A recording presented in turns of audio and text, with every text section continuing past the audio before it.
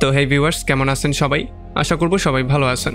তো আজকে আমরা এক্সপ্লেন করছি টাইটানিক 666 মুভিটা। আর এই মুভিটা বানানো হয়েছে খুবই ভয়ঙ্কর একটা গল্প নিয়ে। আসলে টাইটানিক ডুবে যাওয়ার পরে কিছু মানুষ সিদ্ধান্ত নিয়েছিল তারা আরও বড় করে নতুন একটা টাইটানিক বানাবে। তবে সেই টাইটানিক বানাতে গিয়ে তাদের সাথে কি হয় সেই সমস্ত ব্যাপারগুলোই দেখবো আজকের এই ভিডিওতে। যেমন বুঝতেই পারছেন ভিডিওটা হতে যাচ্ছে খুবই ইন্টারেস্টিং। সো এই জন্য আমি বলবো ভিডিওটা শেষ পর্যন্ত দেখার জন্য। তো চলুন কথা না বাড়িয়ে শুরু করি আজকের ভিডিও। তো এই গল্পে শুরু হয় 1912 সালে, যখন আসল টাইটানিক ডুবে যাচ্ছিল। আসলে এখানে ইয়াং একটা মেয়ে ছিল যার নাম ছিল এলিজাবেথ। যখন টাইটানিকটা ডুবছিল সে কোনো রকমে সেখান থেকে নিজেকে সেভ করতে সক্ষম হয়ে গিয়েছিল। তবে সে তার ফিয়ন্সে চার্লসকে বারবার করে ডাকছিল, কিন্তু অনেক খোঁজাখুঁজি করার পরেও সে কোনোভাবেই চার্লসকে খুঁজে পায়নি। আর তখন জাহাজের ক্রুরা জোর করে তাকে একটা লাইফ বোর্ডের মধ্যে চড়িয়ে দেয়, যেটা কিনা আস্তে আস্তে করে পানির মধ্যে নামানো হচ্ছিল। তবে তখনই কেবলগুলোর মধ্যে কোনো একটা সমস্যা হয়ে যায়, যেই জন্য বোটটা ধাপ করে গিয়ে পানির মধ্যে পড়ে। আর এত জোরে পানির মধ্যে পড়ার জন্য বোটটা তখন সরাসরি উল্টেই যায়, যেই জন্য সবাই এই ঠান্ডা পানির মধ্যে পড়ে যায়। আর সবাই নিজেদের জীবন বাঁচানোর জন্য কোনো রকমে বোটটার উপরে চড়ার ট্রাই করছিল।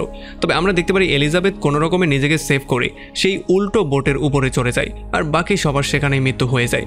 আর যখন সে এখানে বসে বসে টাইটানিক ডোবাটা দেখছিল, তখনই দূরের কোনো একটা বোটের উপর থেকে চার্লস তাকে জোরে জোরে চিৎকার করে ডাকা শুরু করে।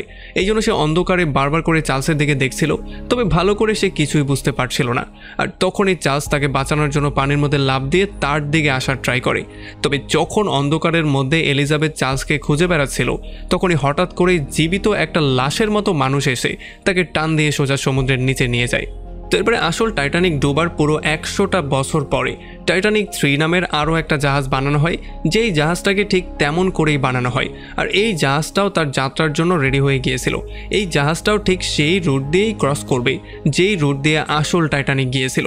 আমরা দেখতে পারি এখানে একটা ইয়াং ছেলে তার গাড়ি দিয়ে এসে যখন গাড়ির উইন্ডো নামিয়ে এই জিনিসগুলো দেখতে পারে, তখন সে খুবই এক্সাইটেড হয়ে যায়। সে বুঝতেই পারছিল না যে এত সুন্দর একটা জাহাজ কি করে পানির মধ্যে ডুবতে পারে।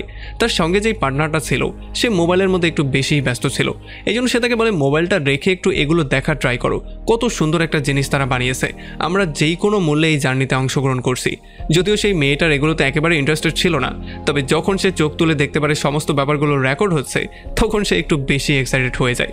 আসলে মেয়েদের সাথে ব্যাপারটা এমনই হয়, যখনই তারা মোবাইলের ক্যামেরা দেখতে পারে তখন কেন জানি না তারা একটু বেশি এক্সাইটেড হয়ে যায়। আসলে তারা দুজনেই ছিল ব্লগার, আর যখনই তারা গাড়ি থেকে নিচে নামে তখন তাদের সমস্ত ফলোয়াররা তাদেরকে ঘিরে ধরে। তারা ফলোয়ারদের সাথে সেলফি তোলে, আর পরবর্তীতে তাদের সঙ্গে একটা এক্সাইটেড ভিডিও বানিয়ে সোজা তারা জাহাজের মধ্যে চলে যায়। তো এরপর আমরা টাইটানিক 3-র ক্যাপ্টেন রোসকে দেখতে পারি, যে কিনা এখানে কিছু কর্মচারীকে ব্রায়ান অ্যান্ড্রু নামের একটা আর্মির গল্প বলছিল। আসলে এই আর্মিটা ছিল ভয়ঙ্কর একজন আর্মি, আর সে এখন তার পাশেই দাঁড়িয়েছিল। আসলে এই টাইটানিক জাহাজের সেফটির জন্য সে তাদের সঙ্গে সর্বক্ষণিক কাজ করবে, কারণ এই জাহাজের মধ্যে পুরনো টাইটানিকের কিছু অ্যান্টিক জিনিসপত্র রাখা ছিল, যেগুলো যাতে করে চুরি হয়ে না যায়। এই জন্যই তাদেরকে এই অ্যাডিশনাল সিকিউরিটির ব্যবস্থা করতে হয়েছে। আর তখন এদিকে আমরা দেখতে পারি জাহাজের নিচের পার্ট থেকে একটা ব্যাগের মধ্য থেকে একটা মেয়ে বেরিয়ে আসে।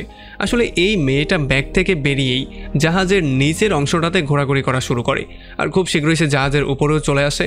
আর এখানে একটা কেবিন ক্রুর রুমের মধ্যে গিয়ে তার ইউনিফর্মটা সে চুরি করে নেয়। আর এরপরে খুব শীঘ্রই ইউনিফর্ম পরে সে চলে আসে মিউজিয়ামের সেই পার্টটাতে, যেখানে টাইটানিকের এন্টিক পার্টগুলো রাখা ছিল। এখানে ঘোরাঘুরি করার সময় সে একটা ভায়োলিন দেখতে পারে, এই জন্য খুব শীঘ্রই সে গিয়ে ভায়োলিনটা হাতে নিয়ে বাজানোরও ট্রাই করে। কিন্তু তখনই এখানে আরও একটা লোক চলে আসে, যে কিনা তার উপরে চিৎকার চেঁচামেচি করা শুরু করে। আসলে সে কোনোভাবেই চাইছিল না টাইটানিকের কোনো এন্টিক জিনিস নষ্ট হয়ে যাক। সে তাকে বলে যে এই ভায়োলিনটা খুবই এন্টিক একটা জিনিস, কারণ টাইটানিক 100 বছর ডুবে থাকার পরে সেখান থেকে এই ভায়োলিনটা অক্ষত অবস্থায় বের করা হয়েছে। সো এটাকে তুমি কোনোভাবেই নষ্ট করে ফেলো, এটা আমি চাই না। সো তুমি দ্রুত এখান থেকে বেরিয়ে চলে যাও। আর তখন আমরা দেখতে পারি জুলি নামের আরও একটা ক্রু চলে আসে, যে কিনা ব্যাপারটাকে একটু হ্যান্ডেল করার ট্রাই করে, আর এই মেয়েটাকে এখান থেকে চলে যাওয়ার জন্য বলে। তবে যখনই মেয়েটা চলে যাওয়ার ট্রাই করছিল, তখনই সে এখানে একটা স্বর্ণের কয়েন আর একটা ক্লিপ পেয়ে যায়। আর সে বলে যে আমার দাদির কাছেও ঠিক এমনই একটা কয়েন আর এমন একটা ক্লিপ ছিল। আসলে সে বিশ্বাস করতো টাইটানিক জাহাজে যারাই মারা গিয়েছে তারা সবাই অমর হয়ে গিয়েছে, আর তাদের যত জিনিসপত্র ছিল সেগুলো সমুদ্রের নিচেই রেখে দেওয়া দরকার ছিল, কারণ পুরনো জমানাতে যত মানুষের মৃত্যু হতো তাদের সমস্ত জিনিসপত্র তাদের সঙ্গেই কবর দিয়ে দেয়া হতো। আর এই জন্যই টাইটানিকের সমস্ত জিনিসপত্রগুলো উপরে তুলে এইরকম করে বেচা বিক্রি করাটা সে একেবারেই হজম করতে পারছিল না। তার বিশ্বাস ছিল যে যারাই এই কাজগুলো করছে, মানে মৃত মানুষদের জিনিসপত্র এনে এগুলো দিয়ে ব্যবসা করার ট্রাই করছে, তারা অনেক ভয়ঙ্কর অভিশাপের মধ্যে পড়বে। আর এই সমস্ত কথাবার্তাগুলো শোনার পরে এই লোকটা তার উপরে প্রচণ্ড বিরক্ত হয়ে যায়। এই জন্য সে জুলিয়াকে জিজ্ঞেস করে যে এই মেয়েটাকে এখানে কি করছে, একে দ্রুত এখান থেকে বের করো। আসলে জুলিয়াও জানতো না এই মেয়েটাকে। তাছাড়া এই জাহাজের মধ্যে এত কর্মচারী কাজ করছিল যে সবাইকে চেনাটাও ছিল পুরোপুরি অসম্ভব। এই জন্য জুলিয়া তাকে এখান থেকে চলে যাওয়ার জন্য বলে। তবে যখনই সে চলে যাওয়ার একটা নাটক করে তখন জুলিয়ার সেই লোকটা কথাবার্তা বলা শুরু করে, আর এই সুযোগটা নিয়ে সে সেই স্বর্ণের কয়েন আর সেই হেয়ার ক্লিপটা চুরি করে নিয়ে যায়। আর এরপরে আমরা দেখতে পারি এই মেয়েটা জাহাজের নিচের পাটে এসে সোজা একটা বই বের করে কালো জাদু করা শুরু করে। সে আসল টাইটানিকের ক্যাপ্টেনের ছবিটা বের করে আর তার ছবির মাধ্যমে কালো জাদু করে সমস্ত আত্মাকে উঠে যাওয়ার জন্য বলে, মানে তাদের সবাইকে আবারও জীবিত হওয়ার জন্য বলে। আর তখন আমরা দেখতে পারি উপরে জাহাজের হলরুমের মধ্যে সবাই আনন্দ ফুর্তি করছিল, আর মিয়া আর জ্যাকসন নামের যেই দুটা ব্লগার উঠেছিল তারা জাহাজের বিভিন্ন পার্টের এখনও ভিডিও করে যাচ্ছিল। আর যখন ভিডিও করতে করতে তারা জাহাজের নিচের পার্টে চলে আসে তখন তারা এই মেয়েটাকে কালো জাদু করা অবস্থায় দেখে ফেলে। যদিও দূর থেকে তারা বুঝতে পারছিল না যে এই মেয়েটা করছেটা কি, তবে যখন সে ভয়ঙ্করভাবে তার পূজা করা শুরু করে তখন তারা বুঝতে পারে যে সে কোনো একটা ভয়ঙ্কর কিছু করতে যাচ্ছে। তবে যখনই তারা এখান থেকে চলে যাওয়ার ট্রাই করে তখনই পেছন থেকে দরজাটা প্রচণ্ড শব্দ করে খুলে, এই জন্য তারা প্রচণ্ড ভয় পেয়ে যায়। আর যখনই তারা পেছনে তাকায় তখন তারা দেখতে পারে যে তাদের একটা ফ্যান ন্যান্সি এখানে চলে এসেছে। আসলে ন্যান্সি তাদের লাইভ স্ট্রিম দেখে তাদেরকে ফলো করতে করতে এখানে চলে এসেছে। আর যখন তারা তিনজন মিলে দেখতে পারে যে এত শব্দ হওয়ার পরেও এই মেয়েটার মনোযোগে একটুও সমস্যা হয়নি, এই মেয়েটা তার পূজার মধ্যেই ডুবে আছে, তখন তারা পুরোপুরি ভয় পেয়ে যায়। তারা বুঝতে পারে এখানে কোনো একটা ভয়ঙ্কর কিছু হতে যাচ্ছে। এই জন্য জ্যাকসন বলে যে আমাদের এখান থেকে দ্রুতই চলে যাওয়া উচিত। আর আমরা দেখতে পারি মিয়া আর জ্যাকসন তারা দুজনেই সেখান থেকে যাওয়ার প্রিপারেশন নেয়। তবে তখনই এই মেয়েটার কালো জাদুর জন্য জাহাজের দেয়ালগুলো কাঁপা শুরু করে, আর আমরা দেখতে পারি তাদের ক্যামেরাটা অটোমেটিকলি বন্ধ হয়ে যায়। এই জন্য তারা সবাই ভয় পেয়ে সেখান থেকে বেরিয়ে চলে যায়। আর তখন আমরা দেখতে পারি জাহাজের ক্যাপ্টেনের রুমের মধ্যেও লাইট ফ্লাকচুয়েট করা শুরু করে, এই জন্য সে একটু বেশি ঘাবড়ে যায়। আর তাছাড়া সে যে তার ফিয়ন্সের সাথে ভিডিও কলে কথাবার্তা বলছিল সেই লাইনটাও ক্লোজ হয়ে যায়। আর তখন সেই ব্যাপারটা বুঝতে পারে যে এই জাহাজের কানেকশন পুরো দুনিয়া থেকে আলাদা হয়ে গেছে। আর তখন এদিকে আমরা দেখতে পারি মিয়া, ন্যান্সি আর জ্যাকসন চলে আসে জাহাজের করিডোরে। আর যখন তারা হেঁটে সামনের দিকে যাচ্ছিল তখন ন্যান্সি তাদেরকে একটু ডিস্টার্বই করা শুরু করে। সে বলে যে তুমি জানো তোমাদেরকে আমি কয়েক বছর আগে থেকে ফলো করি, যখন তোমাদের সাবস্ক্রাইবার অনেক কম ছিল। আর তখন আমরা দেখতে পারি হেল নামের একটা লোকের সাথে জ্যাকসন আবারও ধাক্কা খেয়ে যায়, যেই জন্য হেল তাকে আরও একবার অপমান করে দেয়। আর যখন তারা চলে যাওয়ার ট্রাই করে তখন সে মিয়ার দিকে তাকিয়ে শুধুই হাসা শুরু করে, আর সে তার সৌন্দর্যের প্রশংসাও করা শুরু করে। তবে তখন আবার ন্যান্সি তাকে বলে যে তুমি জানো তারা কারা, তুমি তাদেরকে অপমান এমনি করতে পারো না, তাদের ইউটিউবে 12 মিলিয়ন সাবস্ক্রাইবার।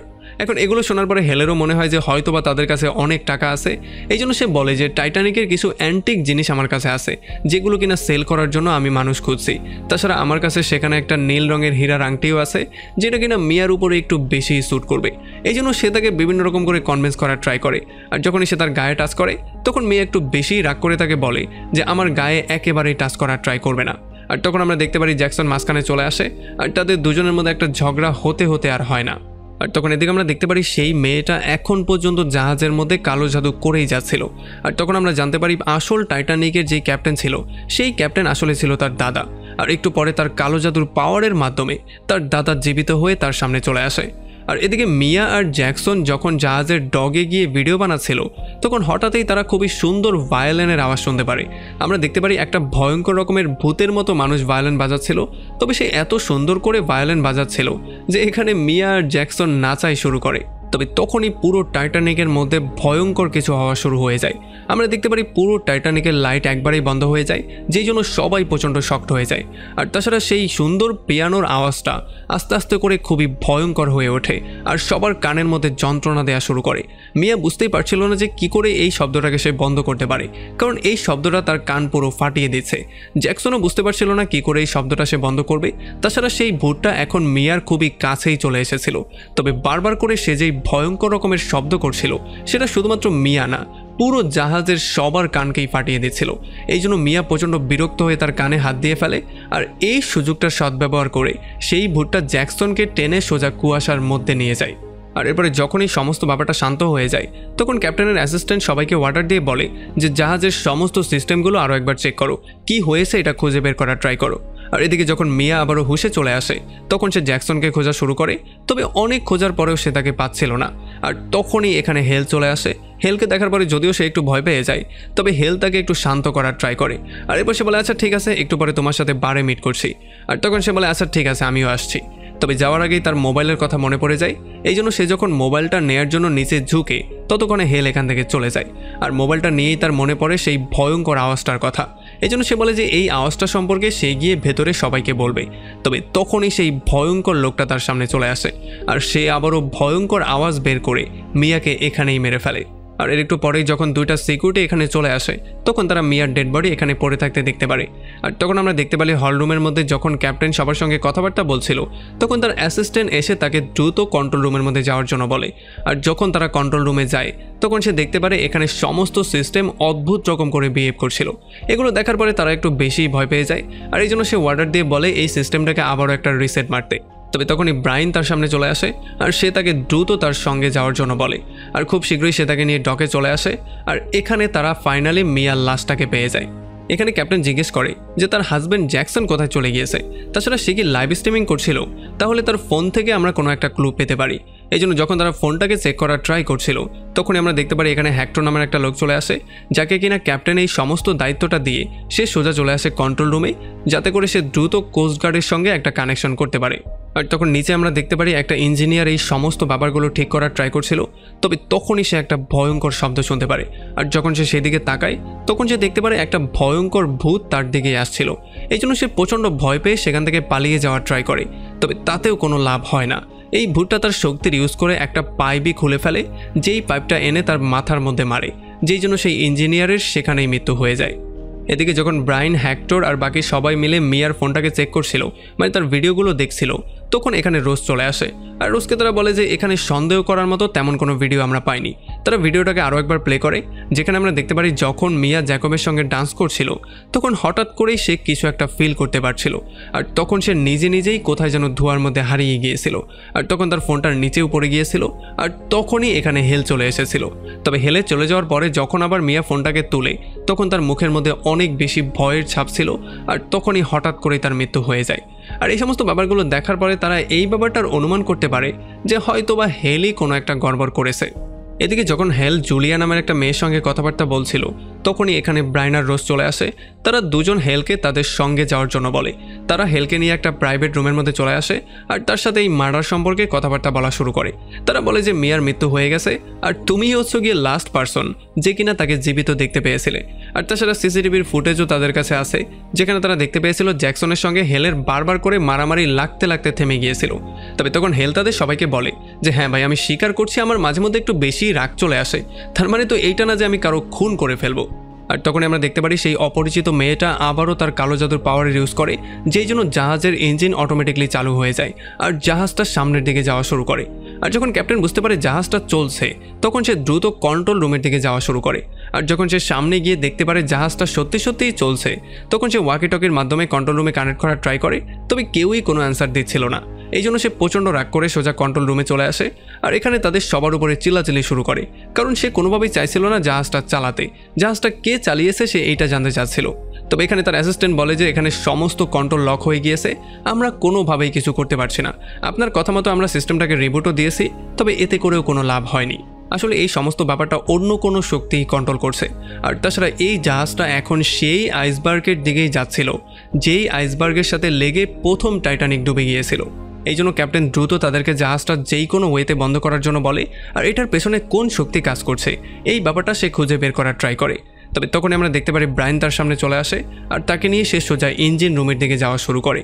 আর তখন এদিকে আমরা দেখতে পারি জুলিয়া এবং মিসেস ট্রস নামের একটা মহিলা যখন কথাবার্তা বলছিল, তখন পাশে থেকে একটা মহিলা মিসেস ট্রসকে বলে যে আপনার গলার নেকলেসটা অনেক সুন্দর, এই জন্য সে তাকে থ্যাংক ইউ বলে। তবে যখনই মহিলা পেছনের দিকে তাকায়, তখন আমরা দেখতে পারি এটা ছিল আসলে একটা ভূত। আর এই ভূত এই নেকলেসের মাধ্যমেই মিসেস টসকে সেখানে মেরে ফেলে। আসলে এই নেকলেসটা কোনো একটা সময় এই ভূত মহিলার ছিল, আর এই ভূত মহিলা হচ্ছে গিয়ে সেই সমস্ত মানুষদের মধ্যে একজন যারা কিনা আসল টাইটানিকের মধ্যে মারা গিয়েছিল। এদিকে রোজ ব্রাইনকে নিয়ে যখনই ইঞ্জিন রুমে আসে ইঞ্জিনটাকে বন্ধ করার জন্য, তখনই তার সামনে সেই ইঞ্জিনিয়ারের লাশটা সে দেখতে পারে। এইটা দেখার পরে সে পুরোপুরি শকড হয়ে যায়। সে বুঝতে পারে যে এখানে কোনো একটা ভয়ঙ্কর কিছু তো অবশ্যই হয়েছে। এই জন্য সে ওয়াকিটকির মাধ্যমে আবারও কথা বলার ট্রাই করে, তবে কোনোভাবেই কোনো লাভ হচ্ছিল না। এখন রোজ এটা ভালো করেই জানতো যে যদি সে ইঞ্জিনটা বন্ধ করতে না পারে, তাহলে ওভারহিটিংয়ের জন্য এটা যেই কোনো সময় ব্লাস্ট হয়ে যেতে পারে। তবে যত করেই তারা ট্রাই করছিল কোনোভাবেই তারা কিছু করতে পারছিল না। আর যখন ব্রায়ান দেখতে পারে ইঞ্জিন আস্তে আস্তে করে ওভারহিট হয়ে যাচ্ছে, এটা কোনোভাবেই আর এত প্রেশার সহ্য করতে পারবে না আর এটা যে কোনো সময় ব্লাস্ট হতে পারে, তখন সে রোজকে এখান থেকে চলে যাওয়ার জন্য বলে। তবে রোজ যখন যেতে চাচ্ছিল না তখন সে জোর করে তাকে এখান থেকে নিয়ে যায়। আর যখনই তারা দরজাটা বন্ধ করে দেয় তখন এখানে বিশাল বড় একটা ব্লাস্ট হয়ে যায়, যেই জন্য ইঞ্জিন শিপ থেকে পুরো আলাদাই হয়ে যায়। আর এত ভয়ঙ্কর একটা ব্লাস্টের জন্য পুরো জাহাজটা কেঁপে ওঠে আর হলরুমে ডান্স করা সমস্ত যাত্রীরাও প্রচণ্ড ভয় পেয়ে যায়। আর যেহেতু এত বড় একটা ব্লাস্টের শব্দ হয়েছে এই জন্য এখন তারা ভয় পাওয়া শুরু করে। আর তখন রোজ সমস্ত যাত্রীদেরকে একটু শান্ত করে বলার ট্রাই করে যে আপনারা টেনশন একেবারেই করবেন না, কারণ সব কিছু আমাদের এখনও কন্ট্রোলে আছে। তবে আমরা দেখতে পারি ক্রুরা প্রচণ্ড ভয়ের মধ্যে ছিল, কারণ কন্ট্রোল রুম থেকে তারা কিছুই কন্ট্রোল করতে পারছিল না। আর এখন জাহাজটা পুরো সোজা একটা আইসবার্গের দিকে যাচ্ছিল। এদিকে যখন হেক্টর সমস্যাটা চেক করার জন্য আবারও ইঞ্জিন রুমের কাছে আসে তখন সে সমস্ত ব্যাপারটা চেক করার ট্রাই করছিল, কিন্তু একটা ভূত দূর থেকে দাঁড়িয়ে তাকেই নোটিস করছিল। আর এদিকে আমরা দেখতে পারি রোজের অ্যাসিস্ট্যান্ট সমস্ত যাত্রীদেরকে আরও একবার শান্ত করে বলে যে আপনারা একেবারেই ভয় পাবেন না, সমস্ত ব্যাপারগুলো এখন আমাদের আন্ডার কন্ট্রোলে চলে এসেছে। তাছাড়া আপনারা সবাই গিয়ে যার যার কেবিনে ওয়েট করুন যতক্ষণ পর্যন্ত না এই সমস্যাটার সমাধান ইঞ্জিনিয়াররা করে ফেলে। আর এখানে যখন তারা অনেকক্ষণ ধরে ট্রাই করে তখন ফাইনালি একটা পর্যায়ে তারা কোস্টগার্ডের সঙ্গে একটা কানেকশন করতে সক্ষম হয়ে যায়। আর যখন তারা সমস্ত সমস্যাটা তাদেরকে খুলে বলে আর দ্রুত তাদেরকে একটা বোট পাঠানোর জন্য বলে তখন তারা জানতে পারে তাদের সবচেয়ে কাছে যেই জাহাজটা সেইটাও তাদের থেকে 2 ঘন্টা দূরে আছে। এখন জাহাজের পরিস্থিতি আস্তে আস্তে করে ভয়ঙ্কর হয়ে যাচ্ছিল। হেল যেই রুমের মধ্যে ছিল সেই রুমের উপর দিয়ে আস্তে আস্তে করে পানি পড়ছিল। হেল বুঝতেই পারছিল না কি হচ্ছে, তাছাড়া লাইটগুলোও বারবার করে ব্লিং করছিল। এই জন্য সে প্রচণ্ড ভয় পেয়ে সেখান থেকে চলে যাওয়ার ট্রাই করে, কিন্তু তখনই সে ভয়ঙ্কর কিছু শব্দ শুনতে পারে। এগুলো তার কানকে পুরো ফাটিয়ে দিচ্ছিল। সে কোনোভাবেই বুঝতে পারছিল না এগুলো কোথা থেকে আসছে। এই জন্য সে চিৎকার করে করে বলা শুরু করে যে এগুলো বন্ধ করো প্লিজ, এগুলো বন্ধ করো। ফাইনালি সে বাধ্য হয়ে তার কানেও হাত দিয়ে দেয়। তবে তখনই হঠাৎ এই আওয়াজটা বন্ধ হয়ে যায়। এই জন্য হেল বারবার করে দরজাটা খোলার জন্য বলে। তবে তখনই হঠাৎ করে তার সামনে একটা ভূত চলে আসে। সে বুঝতেই পারছিল না সে কোথায় পালিয়ে যাবে, কিন্তু ভূতটা তখন তার পাওয়ারের ইউজ করে বেডের সঙ্গে তার হাতটাকে বেঁধে ফেলে আর তার ঠান্ডা নিঃশ্বাসগুলো তার উপরে ছাড়া শুরু করে। আর তখন এদিকে কন্ট্রোল রুমের মধ্যে ন্যান্সি চলে আসে আর সে রোজের সঙ্গে কথাবার্তা বলতে চায়। এরপরে সে রোজকে গিয়ে বলে যে তার কাছে একটা স্পেশাল খবর আছে। আসলে সে বলে যে মিয়াকে ভূতই মেরেছে, আর এটার প্রমাণ হিসেবে সে তাকে তার লাস্ট ভিডিওটা দেখায় যেখানে ভূতের একটা চিহ্ন দেখা গিয়েছিল। তবে কোনোভাবেই রোজ ভূতে বিশ্বাস করতে চাইছিল না। সে বলে যে আমাদের জাহাজে তেমন কোনো ভূত টুত নেই, সো তুমি এখান থেকে চলে যাও। আর এরপরে ব্রায়ানের মাধ্যমে সে তাকে তার রুমের মধ্যে পাঠিয়ে দেয়। আসলে ন্যান্সির রুমের কাছেই ছিল সেই রুমটা যেটার মধ্যে হেলকে বন্দি করা হয়েছিল। এই জন্য যখনই ব্রায়ান তার শব্দ শুনে দরজা খুলে মধ্যে আসে তখন সে দেখতে পারে সে মাটিতে শুয়ে চিৎকার চেঁচামেচি করছে। তাছাড়া তার ব্রেইন পুরো উল্টে পাল্টে গেছে। এখন সে কাউকেই বিশ্বাস করতে পারছে না, সবাইকে দূরে থাকার জন্য বলছে। তবে যখন ব্রায়ান কোনো রকমে তাকে টেনে তুলে তখন সে কোনো রকমে হুঁশে ব্যাক করে আর এখান থেকে সোজা রোজের সঙ্গে মিট করতে চলে যায়। এখানে এসে হেল রোজকে বলে যে আমি এমন একটা ভয়ঙ্কর জিনিস দেখতে পেয়েছি, যেটা কি সেটা তো আমি জানি না, তবে আমার মনে হয়েছে আমি মৃত্যুর খুবই কাছ থেকে ফিরে এসেছি। আসলে আমাদের এখনই নিউ ইয়র্কে ব্যাক করা উচিত, আর নয়তোবা পুরনো টাইটানিকের সমস্ত ভূতেরা এক এক করে আমাদের সবাইকে মেরে ফেলবে।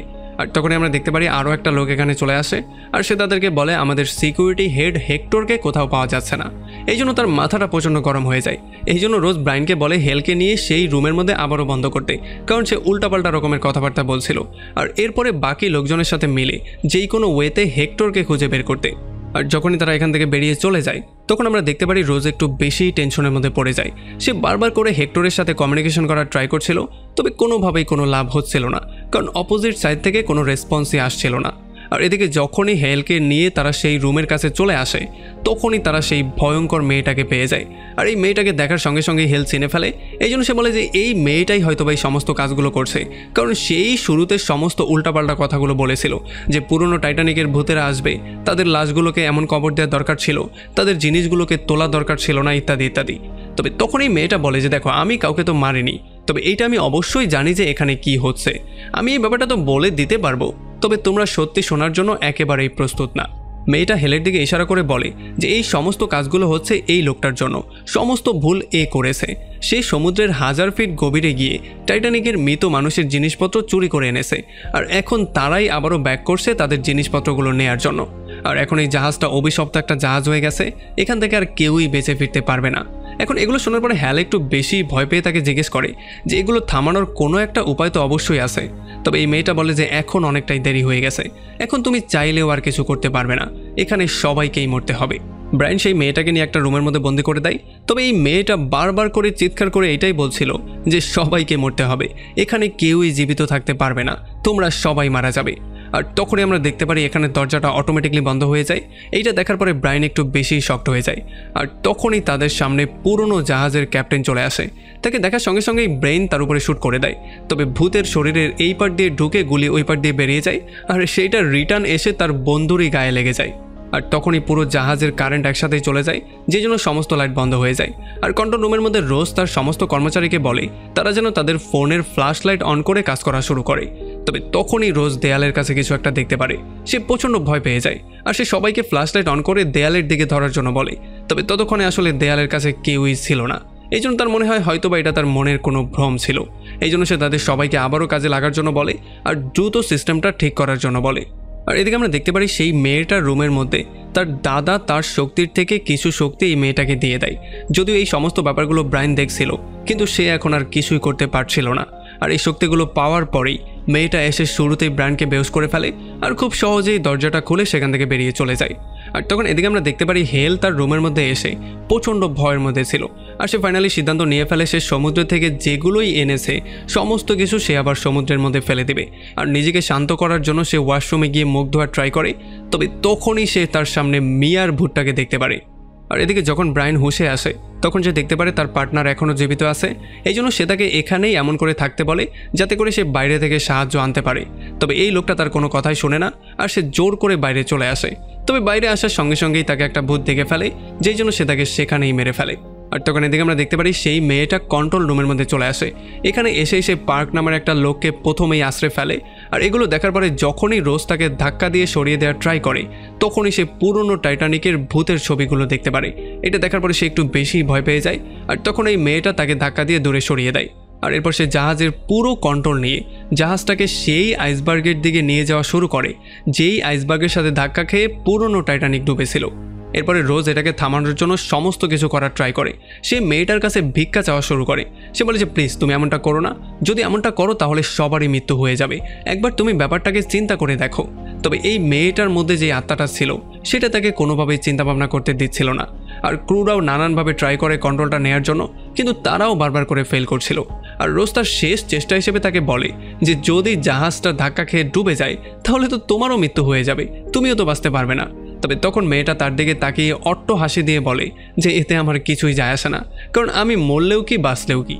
একটু পরেই জাহাজটা গিয়ে সেই আইসবার্গের সঙ্গে ধাক্কা খেয়ে যায়, যেই জন্য জাহাজের মধ্যে কাঁপাকাঁপি শুরু হয়ে যায়। আমরা দেখতে পারি জুলি নামে সেই মেয়েটা সমস্ত প্যাসেঞ্জারদেরকে এখান থেকে সরিয়ে নেওয়ার ট্রাই করছিল। আর রোজ প্রচণ্ড টেনশনের মধ্যে এসে বাইরের দুনিয়ার সাথে কন্ট্যাক্ট করার ট্রাই করছিল, তবে কোনোভাবেই কোনো লাভ হচ্ছিল না। আর তখন এখানে হেল চলে আসে। সে এসে বলে যে আমি জানি এটার সমাধান কি, আমি বুঝতে পেরেছি আসলে কি চলছে। যদি এই সমস্ত ব্যাপারগুলো আমরা থামাতে চাই তাহলে আমরা আগের টাইটানিক থেকে যেই মালসাবানাগুলো এনেছিলাম সেগুলোকে আবারও সমুদ্রের মধ্যে আমাদের ফেলতে হবে, আর নয়তো এগুলো থামবে না। কিন্তু রোজ কোনোভাবেই তার কথা বিশ্বাস করছিল না। উল্টো সে তাকে ফালতু কথা না বলে যদি সাহায্য করতে চায় তাহলে যেন সে গিয়ে বোর্ডে মানুষকে তুলতে সাহায্য করে, এইটা বলে সেখান থেকে চলে যাওয়ার জন্য বলে। এখন টাইটানিক 3 আস্তে আস্তে করে পানির মধ্যে ডুবে যাচ্ছিল, আর সবাই প্রচণ্ড হইহুল্লোড় শুরু করে দিয়েছিল। তবে এই সুযোগে ব্রায়ান গিয়ে একটা নেকলেসের মতো জিনিস চুরি করে ফেলে, যেটা কিনা আগের টাইটানিকের জিনিস ছিল। তবে সে বেশি দূর পালিয়ে যেতে পারে না, কারণ মিয়ার ভূতটা তার সামনে এসে তার নিজের বন্দুক দিয়ে শ্যুট করেই তাকে সেখানে মেরে ফেলে। আমরা দেখতে পারি এখন টাইটানিক 3 প্রায় অর্ধেকের বেশি ডুবে গিয়েছিল। সবাই প্রচণ্ড ভয়ের মধ্যে ছিল, সবাই এদিক সেদিক দৌড়াদৌড়ি করছিল, হলরুমের মধ্যে পানি ভরে গিয়েছিল। আর এদিকে জুলিয়া তখন বের হয় ব্রায়ানকে খুঁজে বের করার জন্য। তবে ব্রায়ান এখন একটা ভূত হয়ে গিয়েছিল, যে কিনা একটা লাইফ বোট জুলিয়ার উপরে ফেলে তাকে সেখানে মেরে ফেলে।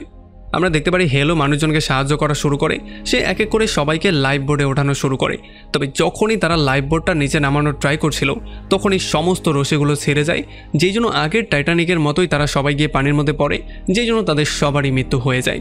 আর আমরা দেখতে পারি রোজ একজন আসল ক্যাপ্টেনের মতো একেবারে শেষ মুহূর্ত পর্যন্ত জাহাজের মধ্যে ছিল। আর এমন করেই একটা পর্যায়ে আস্তে আস্তে করে পুরো টাইটানিকটা ডুবে যায়। একটু পরে আমরা দেখতে পারি হেল একটা লাইফ বোর্ডে শুয়েছিল, সে এখন পর্যন্ত জীবিত ছিল। আর তখনই সে একটা আওয়াজ শুনতে পারে, যেটা আসলে ছিল রোজের। রোজকে সে টেনে আবারও বোটের উপরে তোলে, তবে তোলার পরে সে পাগলের মতো হাসা শুরু করে। আসলে সে বলছিল যে আমি মৃত মানুষদের জিনিসপত্র সমুদ্রের নিচে থেকে তুলে এনেছি, আর সেই মৃত মানুষগুলো আমাকে বাদ দিয়ে বাকি সবাইকে আমার চোখের সামনে মেরে ফেলেছে। এগুলো বলে সে পাগলের মতো হাসছিল। তবে তখন রোজ তাকে শান্ত করার ট্রাই করে। সে বলে যে তুমি অন্য মানুষদের সাহায্য করেছো, এখানে তোমার তেমন কোনো দোষ ছিল না, সো নিজেকে ব্লেম করা বন্ধ করো। তবে তখনই হেল পুরোপুরি চুপ হয়ে যায়। আর যখন রোজ পেছন দিকে ঘুরে তাকায় তখন সে বুঝতে পারে হেলের মৃত্যু হয়ে গেছে। তবে তখন আবার হেল একটা ভূতে কনভার্ট হয়ে চলে আসে, আর সে 1 সেকেন্ডের মধ্যে রোজকেও সেখানে মেরে ফেলে। আর এমনই একটা ভয়ঙ্কর পয়েন্টে এই পুরো মুভিটা এখানেই শেষ হয়ে যায়। তো আমাকে কমেন্ট করে জানান কেমন লাগলো ভিডিও। যদি ভালো লাগে তাহলে অবশ্যই একটা লাইক করবেন, আর যদি এখনও আমাদের চ্যানেলটা সাবস্ক্রাইব করে না থাকেন তাহলে প্লিজ করে ফেলুন। তো আমাদের দেখা হবে অন্য কোনো ভিডিওতে অন্য কোনো একদিন। Till then, take care.